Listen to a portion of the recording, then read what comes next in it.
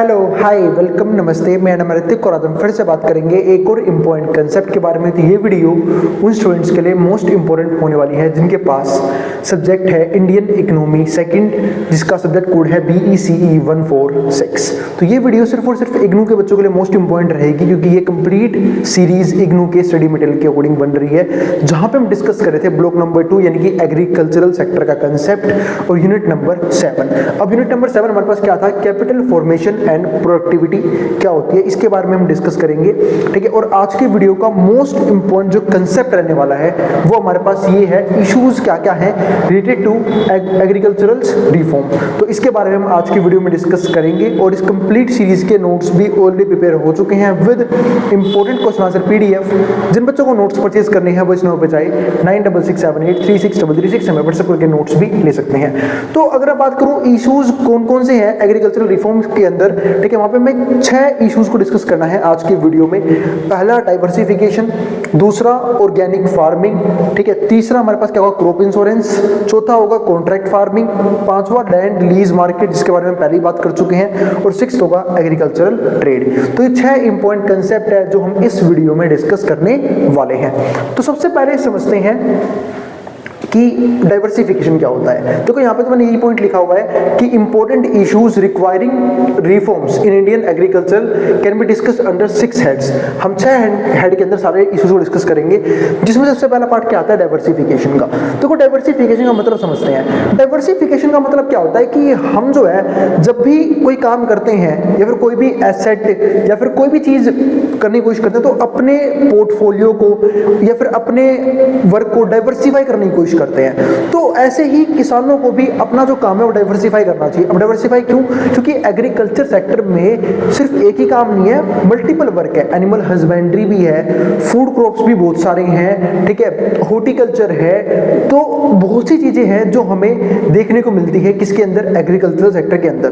तो एक फार्मर को भी जो भी वो क्रिएट कर रहा है, जो भी वो प्रोड्यूस कर रहा है, उसे डाइवर्सिफाई करना होगा अगर उसे अपना रिस्क मिनिमाइज करना है या फिर लॉस कम से कम रखना है। तो क्योंकि देखो जब हम किसी एसेट्स को बनाने की बात करते हैं या फिर एसेट्स खरीदने की बात करते हैं तो भी हम डाइवर्सिफिकेशन की बात करते हैं कि हमें मल्टीपल एसेट्स बाय करने चाहिए, मल्टीपल एसेट्स या फिर इन्वेस्टमेंट्स में अपने पैसे को लगाना चाहिए, ताकि अगर किसी में भी खुदा ना खास्ता अगर लॉस हो जाए तो बाकी जो जगह है या फिर जो बाकी एसेट्स हैं वो हमें प्रॉफिट देंगे, उससे हम उस लॉस को कवर कर सकते हैं। लेकिन मान लेते हैं कि अगर एग्रीकल्चर के अंदर जो फार्मर्स हैं वो सिर्फ और सिर्फ अगर एक ही क्रॉप के ऊपर फोकस कर रहा है या फिर वो सिर्फ किसी एक ही टाइप के बिजनेस में इन्वॉल्व है, तो ऐसे केसेस में अगर वो बिजनेस किसी भी रीजन की वजह से उसमें लॉस हुआ तो फार्मर जो है वो पूरी तरीके से बर्बाद हो सकता है। यानी कि रिस्क जो है ना वो बहुत ज्यादा क्या हो जाएगा, बढ़ जाएगा।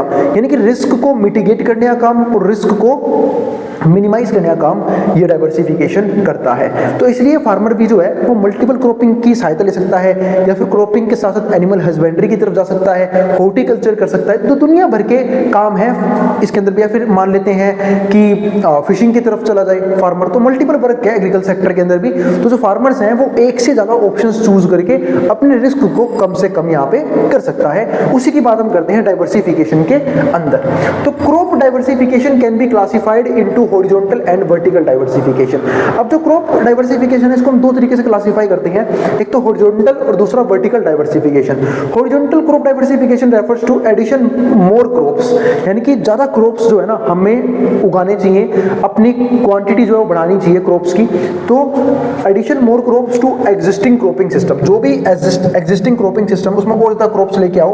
Where as vertical crop diversification refers to shifting the cropping pattern from low value cereal crops to high value horticulture crops. इस बात का मतलब ये होता है कि हमें जो है वो हाई वैल्यू क्रॉप्स यानी कि HVC पे भी फोकस करना चाहिए, यानी कि ऐसे क्रॉप्स, ऐसे एग्रीकल्चरल प्रोडक्ट्स प्रोड्यूस करने चाहिए जहां पे रेवेन्यू अच्छा हो, प्रॉफिट अच्छा हो, जिसकी डिमांड ज्यादा हो, सिर्फ इंडिया में नहीं फॉरेन मार्केट्स में भी, ताकि हम जो है अगर फ्यूचर में एक्सपोर्ट करना चाहते हैं अपने गुड्स को, अपने प्रोडक्ट को, तो वो भी हम यहाँ पे कर पाएं। और उन सब चीजों के लिए जरूरी क्या है कि जो हम है वो अपने आप को शिफ्ट करें, डाइवर्सिफाई करें। तो वही सेम चीज यहाँ पे है कि 2 तरह की हमने बात की। हॉरिजॉन्टल में क्या बात की कि क्रॉप्स जो है मल्टीपल क्रॉपिंग का बेनिफिट हम यहाँ पे ले सकते हैं, और वर्टिकल में किसकी बात की कि हमें जो डाइवर्सिफिकेशन करनी चाहिए, शिफ्ट करना चाहिए अपने क्रॉपिंग पैटर्न को ही, लो वैल्यू सीरियल क्रॉप से high value horticulture crop. Horticulture में हम बात कर लेते हैं, मान लेते हैं फ्रूट्स की, वेजिटेबल्स की, ठीक है, तो ये कर सकते हैं। तो an extension of crop diversification allied activity like animal husbandry भी कर सकते हैं, ठीक है, पोल्ट्री फार्म हो सकता है, इसके अलावा fisheries etcetera are much needed.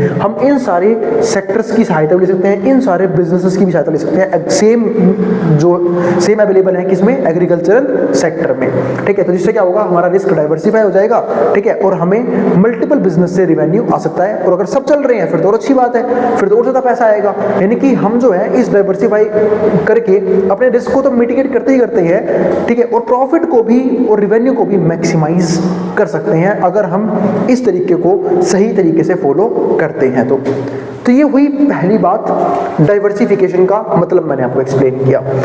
अब समझते हैं दूसरा पॉइंट, जहां हम क्या बात करेंगे, ऑर्गेनिक फार्मिंग के बारे में। अब हम सब जानते हैं ऑर्गेनिक फार्मिंग क्यों इतना जरूरी है, क्योंकि आजकल जो है ना फार्मर्स जो है वो मैन्योर पे फोकस नहीं कर रहे, कंपोस्ट पे फोकस नहीं कर रहे, वो सिर्फ फोकस कर रहे हैं फर्टिलाइजर्स पे।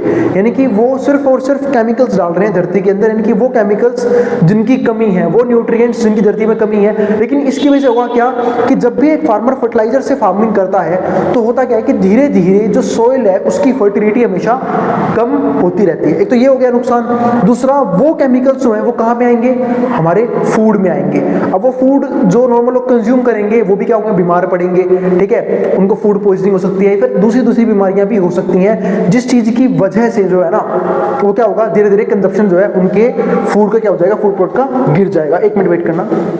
चलो फिर अब आगे देखते हैं। हाँ, तो हम बात कर रहे थे ऑर्गेनिक फार्मिंग के बेनिफिट्स के बारे में।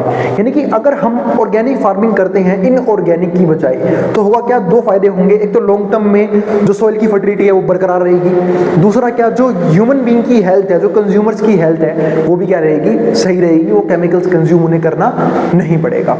तो वो चीज़ हमें यहाँ पे देखने को मिलता है। तो ऑर्गेनिक फार्मिंग समझते हैं। तो high input intensive farm practices deplete and contaminate the ground water. जो हाई इनपुट इंटेंसिव फार्मिंग है, फार्म प्रैक्टिसेस है, यानी कि जहां पे हमेशा इस बात पे जोर दिया जाता है किसी भी तरीके से, ठीक है, चाहे कुछ भी हो, कोई चीज हार्म होने दो, बस प्रोडक्शन को राइज करवाना है। तो ऐसे केसेस में जो रिसोर्सेज हैं वो क्या होते हैं, डिप्लीट होते हैं। तो देखते हैं यहाँ पे, तो high input intensive farm practices deplete and contaminated the ground water. तो यहाँ पे डिप्लीट भी होगा और कंटेमिनेट भी होगा क्या, ग्राउंड वाटर। क्यों, क्योंकि जो भी केमिकल्स, जो भी फर्टिलाइजर्स हम सोइल में डालेंगे तो बाद में प्लांट्स में भी तो जाएंगे ही जाएंगे, लेकिन रूट्स के थ्रू वो ग्राउंड वाटर के पास भी जाएंगे, जिसकी वजह से हमारा क्या होगा, ग्राउंड वाटर भी क्या होना शुरू हो जाएगा, डिप्लीट होना शुरू हो जाएगा, कंटेमिनेट होना शुरू हो जाएगा। Increase external input cost. External input cost बढ़ेगी, क्योंकि जैसे हम फर्टिलाइजर्स यूज करेंगे या फिर प्रोडक्शन को बढ़ाने की कोशिश करेंगे तो हमें इनपुट बढ़ाने पड़ेंगे। तो ऐसे केसेस में इनपुट कॉस्ट भी क्या होती है, बहुत तेजी से रैपिडली राइज करती है। Deteriorate the quality of soil. Soil की क्वालिटी क्या होगी, खराब होगी, सोइल की फर्टिलिटी कम होती चली जाएगी। Increase credit requirement of farmers.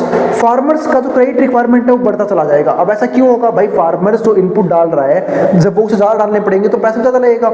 अब उस पैसे के हो सकता है अगर उसके पास नहीं है तो वो कहीं से उधार लेगा। तो ऐसे केसेस में जो डेट का बर्डन है फार्मर के ऊपर क्या हो जाएगा, बढ़ जाएगा।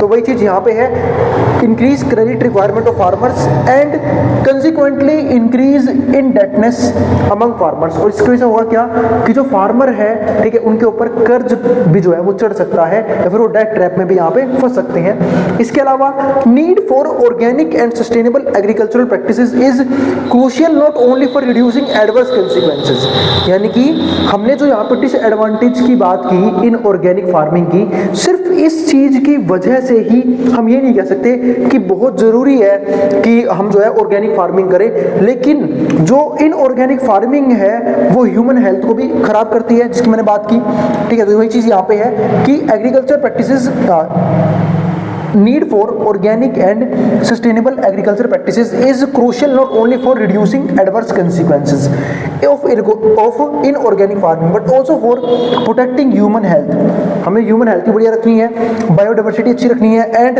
वाटर बॉडीज भी क्या रखना है, कंटेमिनेट या फिर पोल्यूट होने से बचाना है। तो ये सब बेनिफिट होते हैं जब हम ऑर्गेनिक फार्मिंग की तरफ जाते हैं। आजकल आपने देखा होगा ना, आजकल जो है ऑर्गेनिक फूड की, ठीक है, ऑर्गेनिक मार्केट की डिमांड क्यों इतनी बढ़ रही है, उसका एक मेन लॉजिक यही है क्योंकि इनऑर्गेनिक ना सिर्फ हमारे इन्वायरमेंट को पॉल्यूट कर रहा है, सोइल को डिग्रेड कर रहा है, वाटर कंटेमिनेट हो रहा है, पोल्यूट हो रहा है, बल्कि ह्यूमन बीइंग की हेल्थ भी तो खराब हो रही है। तो उस चीज की वजह से लोग जो हैं वो इनऑर्गेनिक फूड को अब मना करते जा रहे हैं, वो सिर्फ ऑर्गेनिक की तरफ शिफ्ट हो रहे हैं। अब दिक्कत क्या है कि ऑर्गेनिक फार्मिंग के साथ एक प्रॉब्लम है, वो क्या कि अगर कोई भी फार्मर ऑर्गेनिक की तरफ जाना चाहता है, यानी कि इनऑर्गेनिक से ऑर्गेनिक की तरफ जाएगा, उसमें मिनिमम ट्रांजिशन पीरियड जो है ना वो 3 साल का चाहिए एटलीस्ट, मतलब 3 साल लगेंगे उसे वहां से एक अच्छा प्रोडक्शन लेवल अचीव करने में।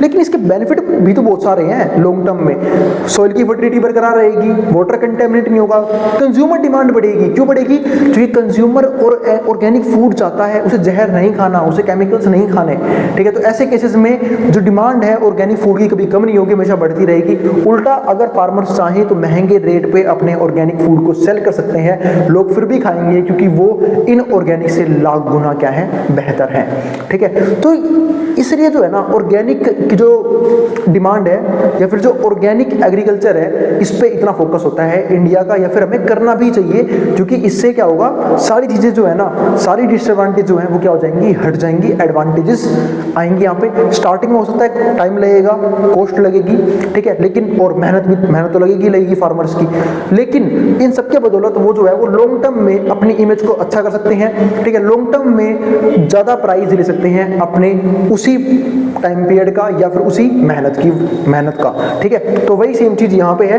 कि जो ऑर्गेनिक फार्मिंग है ना, वो क्या है, हमारे लिए काफी इंपॉर्टेंट एक फैक्टर आता है। इसलिए यहाँ पे रिफॉर्म्स होने क्या है, बहुत जरूरी है, क्योंकि आजकल आपने देखा होगा कि फूड में तो मैंने बात कर ही ली कि फूड प्रोडक्ट में केमिकल्स आ रहे हैं, ठीक है, फर्टिलाइजर्स की वजह से। जो मिल्क वगैरह का जो प्रोडक्शन करते हैं फिर कंजप्शन करते हैं, उसमें भी यूरिया मिलता है, या फिर आजकल हम जो भी चीज कंज्यूम कर रहे हैं, चाहे वो मीट वगैरह हो गया या फिर फिशरीज का बिजनेस हो गया, इन सब चीजों में भी जो है वो केमिकल्स बड़ी मात्रा में मिलते हैं, ठीक है, स्टीरॉइड्स मिलते हैं, जिनकी वजह से हमें जो है या फिर हमारी जो बॉडी है वो क्या होती है, हार्म होती है। तो इसलिए जरूरी यह है कि हर चीज जो है वो प्रॉपर वे में हो, जिस तरीके से हो रही है। खामखा प्रोडक्शन को सिर्फ इंक्रीज करने के लिए हमें ये चीजें यूज नहीं करनी चाहिए जो हमारी हेल्थ क्या करेंगी, लॉन्ग टर्म में डैमेज करेगी। हेल्थ डैमेज होगी, जो इन्वायरमेंटल डैमेज होगा वो होगा अलग से। अब इसके बाद क्या आता है, policy supporters are required for its promotion. अब कौन कौन से पॉलिसी सपोर्टर्स हैं जो इस प्रमोशन के लिए रिक्वायर्ड है? पहला क्या आता है, training and capacity building infrastructure should be created, यानी कि एक तो फार्मर्स की ट्रेनिंग हो ऑर्गेनिक फार्मिंग को लेके, इसके अलावा कैपेसिटी बिल्डिंग इंफ्रास्ट्रक्चर होना चाहिए, यानी कि गवर्नमेंट जो है वो इंफ्रास्ट्रक्चर बिल्ड करे जो ऑर्गेनिक फार्मिंग को प्रमोट करती हो। तो capacity building infrastructure should be created to enhance the knowledge, ताकि नॉलेज बढ़े एंड स्किल्स बढ़े of farmers through effective training programme चला के रिलेटेड टू ऑर्गेनिक फार्मिंग, ठीक। इसके अलावा कंपोस्टिंग टेक्निक सिखा सकते हैं कि भाई किस तरीके से जो कंपोस्ट है, ठीक है, या फिर जिसको हम मैन्योर भी बोलते हैं, मैन्योर को भी यूज करके हम जो है फार्मिंग या फिर प्रोडक्शन को बेहतर लेवल पे कर सकते हैं। बायो पेस्टिसाइड्स यूज कर सकते हैं ताकि जिसके जरिए जो कीड़े मकोड़े फसलों को लगे उसको उस पर कंट्रोल किया जा सके। इसके अलावा बायो फर्टिलाइजर्स यूज कर सकते हैं। वैल्यू एडिशन टेक्निक्स हमें यहाँ पे यूज करनी चाहिए ताकि वैल्यू ऐड हो किसकी लाइफ में, फाइनल कंज्यूमर की लाइफ में। और अगर फाइनल कंज्यूमर की लाइफ में वैल्यू ऐड होगी तो फाइनल कंज्यूमर आराम से आपको उस पर्टिकुलर लेवल पे, उस पर्टिकुलर क्वालिटी के लिए पैसा पे करेगा। ग्रुप फार्मिंग की बात कर सकते हैं या फिर ऑर्गेनाइजेशनल स्किल्स, यानी कि कैसे ग्रुप फार्मिंग में हम ऑर्गेनिक फार्मिंग को बेहतर कर सकते हैं और ऑर्गेनाइजेशनल स्किल डेवलप कर सकते हैं कि हम एक चाहें तो जो फार्मर्स हैं वो अपने आप में कलेक्टिव ग्रुप बना के, ठीक है, और ऑर्गेनिक फार्मिंग को बढ़ावा देके अपनी एक ऑर्गेनाइजेशन खुद बना सकते हैं जहाँ पे वो सिर्फ ऑर्गेनिक प्रोडक्ट को सेल करेंगे ऑर्गेनिक प्रोडक्ट के नाम से, ठीक है। और प्राइस भी हाई रख सकते हैं क्योंकि भाई मेहनत ज़्यादा लग रही है, ठीक है, तो प्राइस भी ज़्यादा हाई रख सकते हैं वो अपने ऑर्गेनिक फूड के लिए। इसके बाद क्या आता है, दूसरा पॉइंट क्या आता है, assured markets for organic product. जो मार्केट्स है ना वो अवेलेबल होना बहुत जरूरी है ऑर्गेनिक प्रोडक्ट्स को लेके, क्योंकि अगर ऑर्गेनिक प्रोडक्ट्स की डिमांड नहीं होगी तो सिंपल सी बात है, लोग जो हैं जो फार्मर्स हैं वो कभी मोटिवेट ही नहीं होंगे ऑर्गेनिक प्रोडक्ट बनाने के ऊपर। तो डेवलप्ड थ्रू कॉन्ट्रैक्ट फार्मिंग, जहां पे हम कॉन्ट्रैक्ट फार्मिंग डेवलप कर सकते हैं, जिसके बारे में नीचे बात करेंगे, ठीक है। रिस्क कवरेज इंश्योरेंस की बात कर सकते हैं कि भाई इंश्योरेंस की बात हम करेंगे, अगले पॉइंट वही है, ठीक है। तो रिस्क कवरेज इंश्योरेंस की फार्मर्स भी अपना इंश्योरेंस करवाएं कि अगर किसी भी तरीके से अगर उनकी फसल बर्बाद हुई तो उनके पास इंश्योरेंस है, वो पूरा कवर इंश्योरेंस कंपनी पे करेगी। इसके अलावा consumers awareness on organic product, भाई कंज्यूमर को भी अवेयर किया जाए ऑर्गेनिक प्रोडक्ट की तरफ, ताकि कंज्यूमर भी जो है वो समझे कि इन ऑर्गेनिक प्रोडक्ट कंज्यूम करने से क्या क्या नुकसान हो सकते हैं, तभी तो वो ऑर्गेनिक फूड की तरफ शिफ्ट होगा। तो ये भी जरूरी है। Development of infrastructure facilities, infrastructure facilities जो है वो डेवलप होनी चाहिए फॉर पोस्ट हार्वेस्ट मैनेजमेंट। इसके अलावा प्रोसेसिंग और मार्केटिंग प्रॉपर तरीके से होनी चाहिए। ये सब कुछ बहुत अच्छे स्टेप्स हैं जो गवर्नमेंट एज अ इनिशिएटिव ले सकती है ऑर्गेनिक फार्मिंग को प्रमोट करने के लिए और इन ऑर्गेनिक फार्मिंग को खत्म करने के लिए। इससे सबका बेनिफिट है, फार्मर्स का भी, कंज्यूमर्स का भी, इन्वायरमेंट का भी, सबका बेनिफिट है। यानी कि हमें वापस पहले वाले जमाने में जाना होगा, प्रिमिटिव, उसमें फार्मिंग के मेथड प्रिमिटिव नहीं करने, अपने आप को बचाना है इन ऑर्गेनिक फार्मिंग करने से।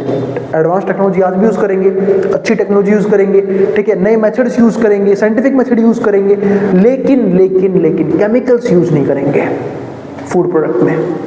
तो ये चीज है, तो ये हमने यहाँ पे डिस्कस किया। अब समझते हैं क्रॉप इंश्योरेंस को। तो क्रॉप इंश्योरेंस की बात करते हैं।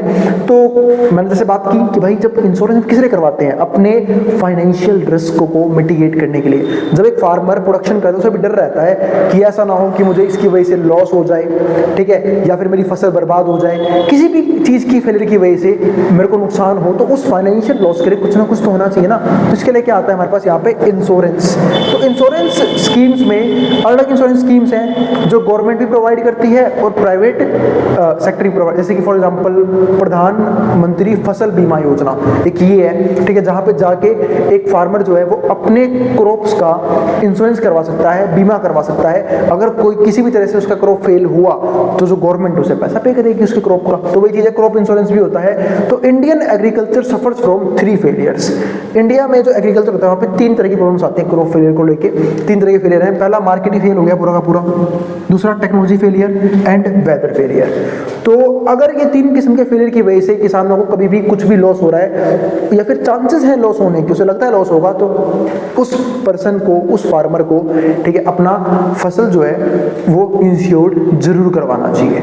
एक बार इंश्योरेंस करवा लिया, थोड़ा बड़ा प्रीमियम जाता है, कोई दिक्कत नहीं है। जब दुनिया भर का ब्याज जा रहा है, इंटरेस्ट जा रहा है, लोन लेना पड़ता है, थोड़ा एक्सपेंस और सही इंश्योरेंस करा लिया कि कल को कोई भी दिक्कत होगी तो गवर्नमेंट आएगी, क्लेम करेगी, पूरा पैसा फसल का गवर्नमेंट खुद पे करेगी। तो वही सेम चीज यहाँ पे है। या फिर प्राइवेट सेक्टर भी इंश्योरेंस करती है फार्मिंग सेक्टर के अंदर, तो वो वहां से भी करवा सकते हैं। Therefore, to protect farmers from these failures, और इसकी वजह से हुआ क्या कि जो फार्मर्स है वो इन फेलियर से बच जाएंगे। Introduction of an effective agriculture insurance system is needed. तो यहाँ पे क्या किसी की जरूरत है, एक इफेक्टिव एग्रीकल्चरल इंश्योरेंस सिस्टम की जरूरत यहाँ पे हमें पड़ती है। इसके बाद क्या आता है, 4th पॉइंट, कॉन्ट्रैक्ट फार्मिंग। पहले ही बहुत बार बात कर चुका हूँ इस बारे में, तो कि फार्मर्स भी जो है वो कॉन्ट्रैक्ट बना सकते हैं अपना गवर्नमेंट के साथ, ठीक है, बड़े बड़े कोऑपरेटिव्स के साथ, बिजनेस के साथ, ऑर्गेनाइजेशन के साथ कभी भी कॉन्ट्रैक्ट बिल्ड कर सकते हैं जहां पे वो अपने प्रोडक्ट को सेल करेंगे, ठीक है। तो वही चीज यहाँ पे है, वो भी ध्यान रखना, एक प्री डिटरमाइंड प्राइस पे, प्री डिटरमाइंड क्वालिटी को लेके। जैसा फॉर एग्जांपल एक पर्सन है जिसकी एक बिस्कुट बनाने वाली कंपनी है, ठीक है, उसने बोला कि मुझे बिस्कुट बनाने के लिए क्या चाहिए, आटा चाहिए, उसके लिए गेहूं चाहिए।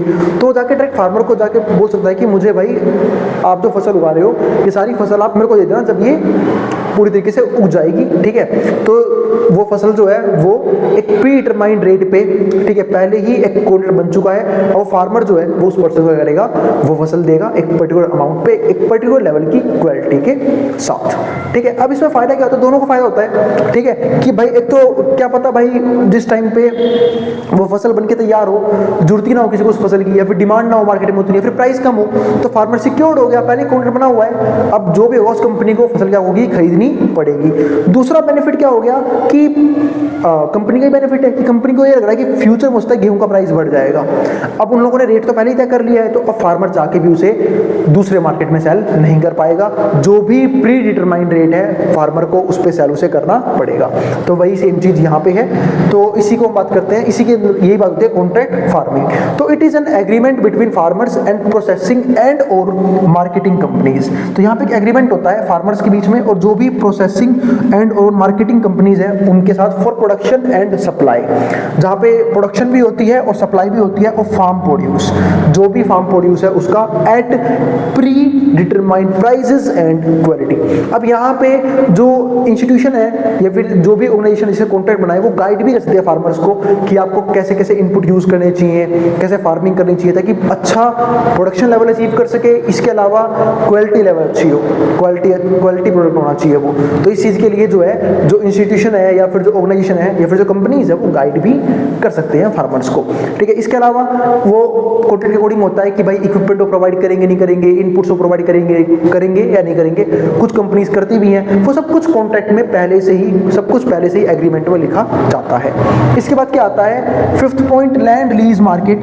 लैंड लीज मार्केट की जब मैं बात कर रहा हूं तो हम सबको पता है कि लैंड लीजिंग चालू ही इसलिए हुई थी कि बहुत से लोग ऐसे हैं जिनके पास लैंड तो है बट उन्हें एग्रीकल्चर नहीं करना, उनका एग्रीकल्चर में कोई इंटरेस्ट नहीं है, या फिर उनके पास मान लेते हैं कैपिटल नहीं है, लेबर नहीं है, तो वो ऐसे केसेस में अपने लैंड को एक ऐसे पर्सन को दे सकते हैं जिसके पास लैंड नहीं है बट कैपिटल है, लेबर है और वो एग्रीकल्चर करना चाहते हैं। तो वो एक तरह से क्या हो गया, लैंड लीजिंग, ठीक है। हमारे पास एक वो कि भाई लैंड लीज पे दे दी, अब जो पर्सन जिसके पास लेबर है, कैपिटल है, वो उस लैंड को लीज पे लेगा, बदले में रेंट पे करेगा और वहां पे अपने लेबर को लगा के, ठीक है, क्या कर सकता है, एग्रीकल्चरल प्रोडक्शन स्टार्ट कर सकता है। पहले लैंड लीजिंग जो मार्केट थी वो डिस्टोर्टेड थी, पूरी तरीके से इनएफिशिएंट थी।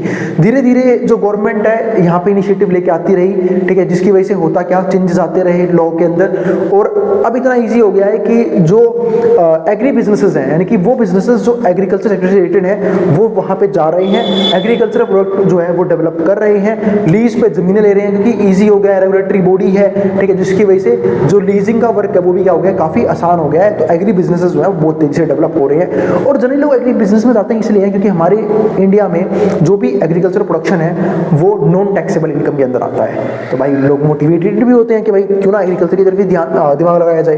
तो वही चीज यहाँ पे इसको बोलते हैं लैंड लीज मार्केट। सिक्स्थ और आखिरी point, agricultural trade. Agricultural trade का मतलब यही है कि भाई जो भी एग्रीकल्चर प्रोडक्ट्स हैं, अब प्रोडक्ट जब बन गया है तो उसके भाई बाई उससे खरीदा और बेचा भी जाएगा, इनकी बाइंग और सेलिंग भी होगी उसकी। अब उसके लिए मार्केट तो चाहिए ना ट्रेड करने के लिए। अब वो ट्रेड जो है वो डोमेस्टिक मार्केट के अंदर भी हो सकता है या फिर इंटरनेशनल मार्केट, यानी कि हम इंपोर्ट एक्सपोर्ट भी वहां पे कर सकते हैं। तो इसी को हम यहाँ पे क्या बोलते हैं, एग्रीकल्चरल ट्रेड बोलते हैं। और जो WTO है यानी कि वर्ल्ड ट्रेड ऑर्गेनाइजेशन, वो इसे काफी सपोर्ट करता है। वो एक रेगुलेटरी बॉडी की तरह आता है कि इंटरनेशनल मार्केट में कौन सा क्वालिटी लेवल होना चाहिए अच्छा, ठीक है, क्या प्राइस लेवल होना चाहिए और कैसे ट्रेड वगैरह इजी हो पाएगा, कैसे इंपोर्ट एक्सपोर्ट इजी होगा, ये सब चीजें देखती है। आपने भी सुना भी होगा बीच में ना इंडिया के कुछ फूड प्रोडक्ट्स जो है ना वो एक्सपोर्ट होने बंद हो गए हैं क्योंकि हम जो है वो सिर्फ सेल्फ सफिशिएंट खुद के लिए हम एक्सपोर्ट भी करते हैं अपने बहुत सारे अच्छे फूड प्रोडक्ट्स। जैसे फॉर एग्जांपल मसाले एक्सपोर्ट होते हैं हमारे, लेकिन बहुत सी कंपनीज हैं हमारे मसालों को कंज्यूम करना बंद कर दिया है। क्यों? क्योंकि उन्होंने इसमें क्या पाया कि इसमें कुछ ऐसे केमिकल्स यूज हो रहे हैं जो कैंसर कोजिंग है। तो सोच के देखो कि और वो इंडिया में जो है ना बिल्कुल धड़ल्ले से बिक रहे हैं वो मसाले। तो भाई कितनी बेकार सी बात है कि हम जो है वो इनऑर्गेनिक फार्मिंग से बना प्रोडक्ट कंज्यूम करते हैं जिसमें दुनिया भर के केमिकल्स मिले होते हैं, जिनको देश विदेश में क्या कर रखा है, बैन कर रखा है। बाकी कंट्रीज ने इंटरनेशनल मार्केट में बैन रखे हैं प्रोडक्ट्स, हम कंज्यूम करते हैं। तो समझ पा रहे हो कि किस लेवल की दिक्कतें चल रही हैं, कैसे खिलवाड़ हो रहा है बॉडी के साथ। तो इसलिए जो हमने पॉइंट डिस्कस किया ना कि ऑर्गेनिक फार्मिंग का प्रमोशन और इनऑर्गेनिक को खत्म करना क्यों इतना जरूरी है। तो हमने इस लास्ट पॉइंट में एग्रीकल्चर ट्रेड के बारे में बात कर ली, ठीक है। तो उम्मीद है आपको सारे टॉपिक क्लियर हो गए हैं। अब मैं मिलूंगा अगले यूनिट में, ठीक है, जहाँ पे हम बात करेंगे नेक्स्ट कंसेप्ट्स के बारे में। यहीं पे हमारा चैप्टर क्या होता है, फिनिश होता है। और अगर भाई वीडियो पसंद आई हो तो वीडियो को लाइक भी जरूर कर देना और चैनल को सब्सक्राइब भी कर देना ऐसी वीडियोस के लिए। और कोई भी सजेशन हो, कोई भी क्वेरी हो, आप कमेंट बॉक्स में कमेंट कर देना, मैं क्वेरीज को सोल्व करने की पूरी कोशिश करूंगा, ठीक है। और वीडियो को शेयर भी जरूर कर देना। और नोट्स के लिए आप इस नंबर पर व्हाट्सएप करके नोट्स ले सकते हैं। मिलते हैं अगली वीडियो में, जिसको जो उतारना है वो उतार सकता है।